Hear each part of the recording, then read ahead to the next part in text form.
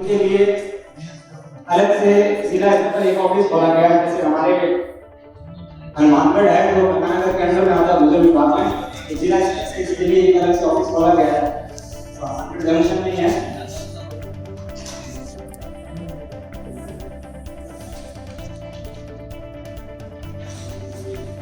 ये राजस्थान के परिदृश्य से देखें तो 17 जिले हैं जिनकी 38 पंचायत समितियों को शामिल किया गया है इसके अंदर। इसका संक्षिप्त विवरण ये केंद्र प्रवर्तित है विश्व बैंक के सहयोग से चल रही है, जिसमें 50-50% दोनों का अनुदान है और योजना का प्रारंभ है वो 1 अप्रैल 2020 से। योजना की अवधि है वो 5 वर्ष और इसमें कुल 7 स्टेट हैं जिनमें राजस्थान, गुजरात, हरियाणा, कर्नाटक, महाराष्ट्र, मध्य प्रदेश और उत्तर प्रदेश। इसका वित्तीय प्रावधान है वो 6000 करोड़ रुपए का अनुदान है और इसकी परियोजना के 2 मुख्य घटक हैं। एक संस्थागत सुधार क्षमता संवर्धन के लिए पूरे नेशनल लेवल पे 1400 करोड़ रुपए खर्च किए जाएंगे और इंसेंटिव के रूप में जो 4600 करोड़ रुपए हैं उस पर अपना मेन फोकस है। वो हमारी स्कीम से हमें अपने स्टेट के लिए कितना हम खर्च कर सकते हैं वो हमारे काम के बिहाव पे होगा। इसका जो मेन उद्देश्य है कि जो अपना ग्राउंड वाटर है, जो दिनों दिन हम अपने ट्यूबवेल इत्यादि से दोहन कर रहे हैं, उसकी जो रफ्तार है नीचे गिरने की वो काफी तेज है। एक परिदृश्य से देखें तो हनुमानगढ़ में अभी तो सेफ कैटेगरी में है, लेकिन यहाँ लागू करने के पीछे इसका मुख्य कारण कि हम पीछे के डेटा जब देखते हैं, आकलन करते हैं, तो 2013 में हम जहाँ भूजल का 35% दोहन कर रहे थे वो 2022 आते आते हम 64 से 65% के नजदीक पहुँच गए। तो हम भी अलार्मिंग कंडीशन की तरफ बढ़ रहे हैं। तो 70% तक एक क्राइटेरिया है कि हम सेफ कैटेगरी में हैं। 70 to 90% के बीच में जब जाएंगे तो हम सेमी क्रिटिकल में और 90 to 100 जाएंगे तो क्रिटिकल और 100 से ऊपर जाएंगे तो और एक्सीलरेटेड लेवल में आएंगे। परियोजना ये इसका ग्राम पंचायत स्तर पर सबसे पहले हम WSP water security plan prepare करेंगे। WSP का मीनिंग है कि हम आने वाले सालों के लिए हमारे पास जो अवेलेबल पानी है उसका हम किन फील्ड में यूटिलाइज कर रहे हैं, कितना कर रहे हैं, उसी के बिहाव में एक वाटर बजटिंग होगी और अवेलेबिलिटी और यूटिलाइजेशन के कैलकुलेशन के पश्चात जब हमें पता चलेगा कि उसमें गैप कितना है, उस गैप को फिल करने के लिए हम किस प्रकार के स्ट्रक्चर प्रपोज कर सकते हैं, ये गाँव वालों के साथ मिलकर हमें डिसाइड करना है। ग्राम सभा में इसका अनुमोदन होगा। अनुमोदन के पश्चात DPMU लेवल पे, डिस्ट्रिक्ट लेवल पे इसके कलेक्टर महोदय अध्यक्ष रहेंगे। वहां से इसका अनुमोदन होने के पश्चात स्टेट लेवल पे जाएगा और स्टेट लेवल से फिर नेशनल लेवल पे जाएगा। नेशनल लेवल पे जाने के बाद में सेंटर की टीम QCI इसको विजिट करेगी। विजिट करके जो वाटर सिक्योरिटी प्लान हमने ग्राम स्तर से अनुमोदन करवाए हैं उनका फिजिकल वेरिफिकेशन किया जाएगा। देखा जाएगा कि गांव के लोगों की भागीदारी उसमें थी, गांव के लोगों को अटल भूजल योजना के बारे में अवेयरनेस है या नहीं, क्या वो लोग मीटिंग में शामिल हुए थे। इस प्रकार के कुछ प्रोटोकॉल है मुझे, उनके आधार पर यदि हम क्वालिफाई होते हैं तब हमारा WSP है वो फाइनली सबमिट माना जाएगा। उसके बिहाव पे हमने WSP में क्या क्या कार्य किए हैं उन कार्यों के आधार पर हमारी मॉनिटरिंग होगी और उसके रिजल्ट के आधार पर हमें इंसेंटिव के रूप में पैसा मिलेगा। राजस्थान राज्य के संदर्भ में देखें तो 5 वर्षों के लिए हमें जो 6000 करोड़ रुपए में से 1189.65 करोड़ रुपए हमारे स्टेट के लिए है इंसेंटिव के रूप में।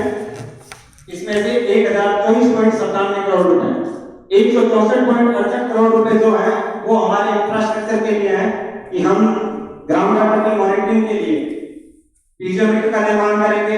ग्राम पंचायत स्तर पर वाटर की क्वालिटी को टेस्ट करने के लिए वाटर टेस्टिंग किट देंगे और फार्मर्स को जैसे वाटर थर्मोमीटर कि वो अपनी फसल के लिए कितना पानी कितनी देर और एक आम नागरिक कैसे वाटर लेवल मैनेजमेंट मैपिंग कर सकता है और उसको कैसे नाप सकते हैं उसके लिए वाटर लेवल काउंट रिकॉर्ड कुछ इस प्रकार के इंस्ट्रूमेंट हैं जो उसमें खरीदे जाएंगे और ग्राम पंचायत स्तर पर लगाए जाएंगे।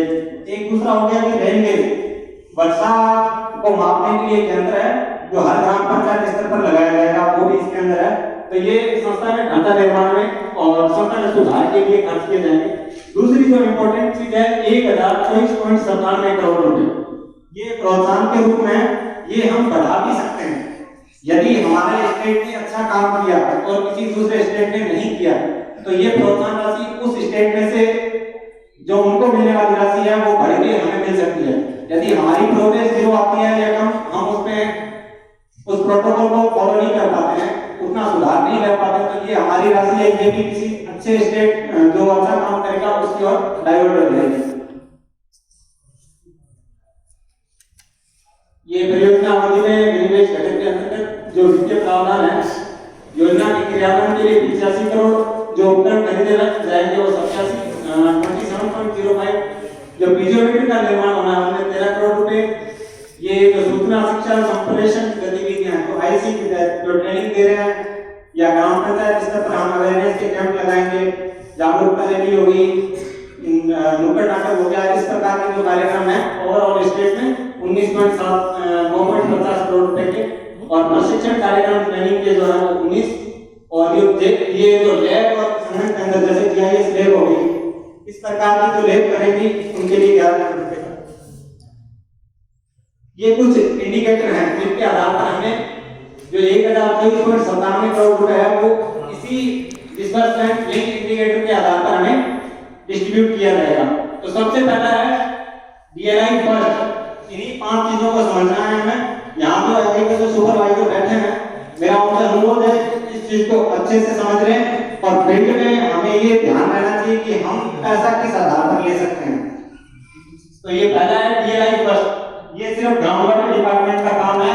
जो डेटा जैसे वाटर लेवल के डेटा हो गए, वाटर क्वालिटी के डेटा हो गए और हाइड्रोलॉजिकल रिपोर्ट होगी कि हमारे यहाँ कौन सा ब्लॉक सेफ में है, उसका वाटर लेवल क्या है, उनके गाँव का, इस प्रकार के जो डेटा हैं वो हमें कलेक्ट करने हैं और एमआईएस पोर्टल पे इनको अपलोड करना है, जिसको डेटा डिस्क्लोजर बोलते हैं। उसके आधार पर हमारे स्टेट को 10% राशि 102.94 करोड़ रुपए है वो 5 सालों के लिए निर्धारित की गई है। हम जितने डेटा ज्यादा डिस्क्लोज कर पाएंगे उतनी ज्यादा हमारी अमाउंट बढ़ती रहेगी। इसी प्रकार से डीएलआई 2 में समुदाय संचालित आधारित जल सुरक्षा योजनाओं का निर्माण, ये डीएलआई 2 है जो हम बात कर रहे हैं वाटर सिक्योरिटी प्लान की। वाटर सिक्योरिटी प्लान जल सुरक्षा योजना जो हम कह रहे हैं कि ग्राम सभाओं में अनुमोदन करवाएंगे, उन्हीं के आधार पर हमें ये डीएलआई 2 का पैसा मिलेगा। जैसे कि हमने पूरे पहले 97 ग्राम पंचायतें थी, जो टीपी है वो नगर पालिका बन गई है तो 96 हो गए। इन 96 को हम अपडेट करते हैं तो उनके आधार पर हमें 15% राशि स्टेट को मिलेगी 154.40 करोड़, जो मार्केट के परिदृश्य में बता रहा हूँ तो 96, बाकी 1141 है टोटल अपने जो 17 इसके लिए अपने स्टेट के लिए 38 जो ब्लॉक किया हुआ उसमें। अब तीसरा है डीएलआई 3। डीएलआई 3 अनुमोदित समुदाय संचालित आधारित जल सुरक्षा योजनाओं को प्रचलित नई कार्य योजनाओं के माध्यम से सार्वजनिक वित्त पोषण। इसमें आगे डिपार्टमेंट के नाम लिखे होंगे जैसे जलग्रहण और भू संरक्षण, जल संसाधन, एग्रीकल्चर, हॉर्टिकल्चर, पंचायती राज और ग्रामीण विकास, ऊर्जा एवं स्वास्थ्य अभियान के विभाग। इन डिपार्टमेंट के जो ऑनगोइंग स्कीम्स के काम है, चाहे वो स्टेट फंडिंग से हो चाहे वो सेंटर की फंडिंग से हो, जो भी वर्क कर रहे हैं हमने जो टारगेट में ले रखे हैं वर्क प्लान में, उन्हीं वर्क प्लान को हमें वाटर सिक्योरिटी प्लान में ऐड करवाना है। जब हम उनको वाटर सिक्योरिटी प्लान को अपने प्लान में ऐड करवा देंगे तत्पश्चात क्या होगा कि हमारे साल की प्रोग्रेस देखी जाएगी कि हमने उनमें से कितने टारगेट अचीव कर लिए। जैसे हमने 10 का टारगेट किया, 7 अचीव हो गए, उसी अचीवमेंट के बिहाव पे हमारे ग्राउंड वाटर का इम्पैक्ट पड़ता है। वो इम्पैक्ट पीजियोमीटर, रेनगेज इत्यादि से उसका ग्राम पंचायत का आकलन हो जाएगा। तो प्रोग्राम बेस्ड रिजल्ट जो आएगा उसी रिजल्ट के आधार पर हमें इंसेंटिव मिलेगा। तो ये जो डीएलआई 3 है बहुत इंपॉर्टेंट है। जितने भी डिपार्टमेंट की ऑनगोइंग स्कीम है वो सारे हम कोशिश करें कि वाटर सिक्योरिटी प्लान में हम शो कर पाए कि हम ये काम इस साल कर रहे हैं, ताकि जितने ज्यादा हम काम वाटर कंजर्वेशन से रिलेटेड जो भी काम करेंगे उसका इम्पैक्ट निश्चित रूप से आएगा और उसी काम से किए हुए काम से हम अपने डिस्ट्रिक्ट के लिए इंसेंटिव ले सकते हैं। हमें कोई एक्स्ट्रा काम नहीं करना है, जो हमारी ऑनगोइंग स्कीम्स हैं, जितनी भी स्कीम्स चल रही हैं, उन्हीं स्कीम्स को हम कन्वर्जेंस के थ्रू वाटर सिक्योरिटी प्लान के अंतर्गत हम समावेश करें और उसी के आधार पर हमें डीएलआई के रूप में जो पैसा मिलेगा वो 20% राशि है, जिसमें 205.88 करोड़ स्टेट के लिए है। तो ये इंपॉर्टेंट चीज है, इसमें देखना है कि हमें वाटर सिक्योरिटी प्लान में ज्यादा से ज्यादा हम जो काम दे रहे हैं ऑनगोइंग स्कीम्स में उसको शामिल करवाएं।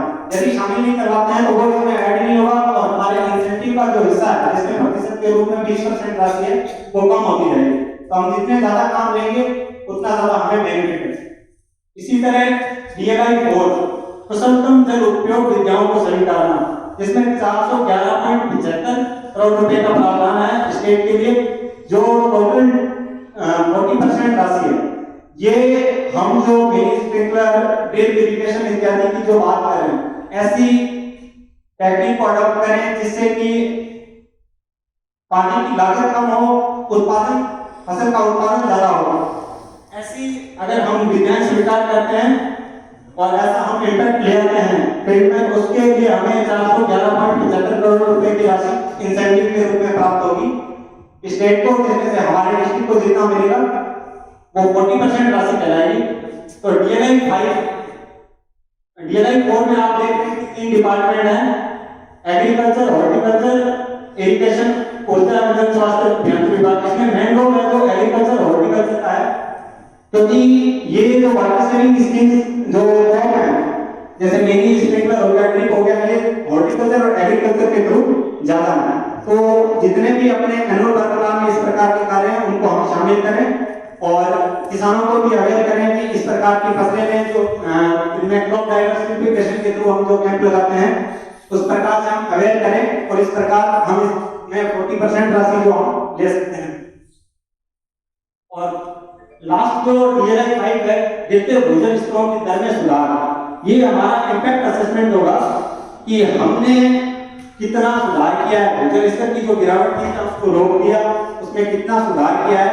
यदि हम उसमें पॉजिटिव हमारा रिजल्ट आता है तो हमें 15% राशि स्टेट को 150 करोड़ रुपए की प्राप्त होगी। इसमें इसको ग्रिड पैटर्न पे देखा जाएगा, हर ब्लॉक में 10 वेल सिलेक्ट किए जाएंगे, उसके आधार पर उसकी मॉनिटरिंग होगी या पीजियोमीटर सिलेक्ट किए जाएंगे, जिससे ये डेटा संकलित करके पता लगाया जाएगा कि हमारी स्कीम आने के बाद में इसमें कितना सुधार आया है। उसी सुधार के आधार पर हमें डीएलआई का जो पैसा है 150 करोड़ रुपए, 15% राशि वो स्टेट को प्राप्त होगी।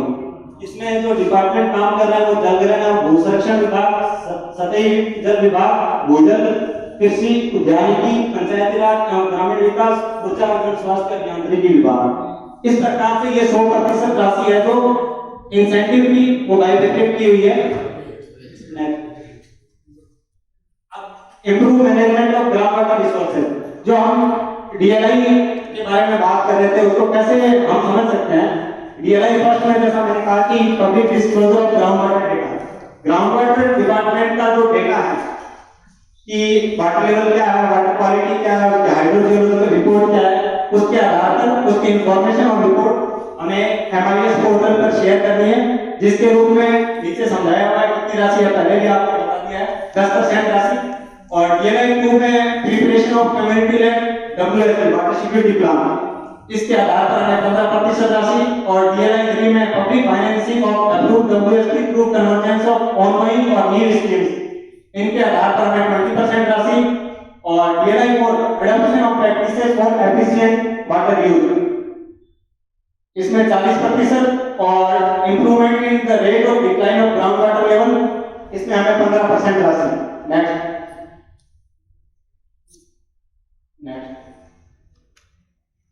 ये एग्जांपल दिया हुआ है डीएलआई फर्स्ट का, जैसे ये कोई ब्लॉक है, जैसे सापुरा का ब्लॉक लिया हुआ है।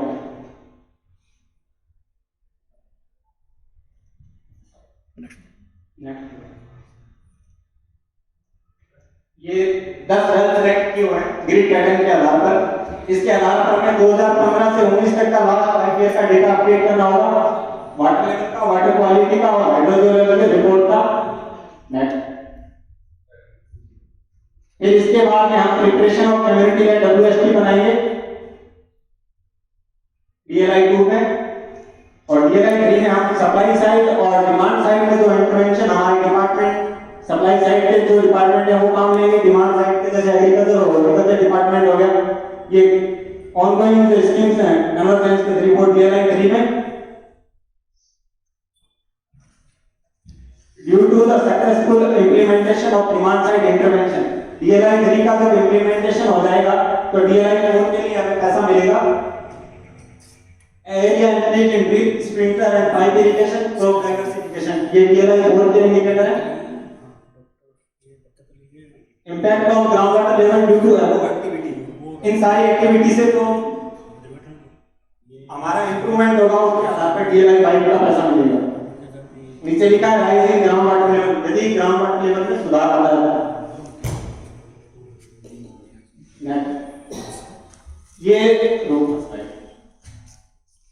ये कुछ मॉड्यूल्स दिए हुए हैं DLI 2 में, जो वाटर सिक्योरिटी प्लान हम बना रहे हैं उसके लिए कि कम्युनिटी का एंगेजमेंट, भागीदारी जो आम पब्लिक की है वो होना जरूरी है।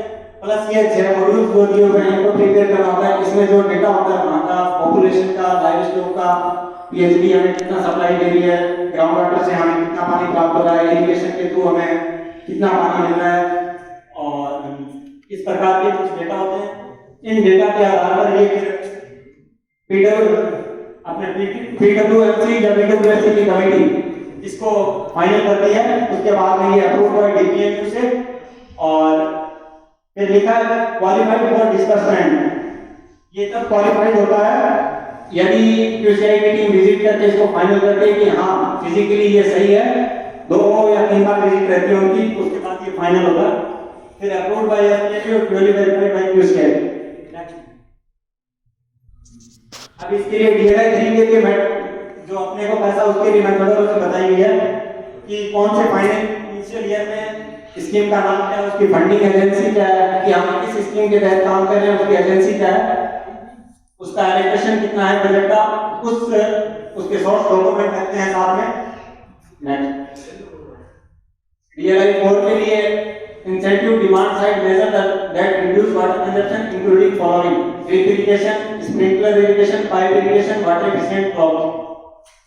Disbursement will be based on the area in hectares, area increase in drip irrigation, area increase in sprinkler irrigation, area increase in pipe irrigation, underground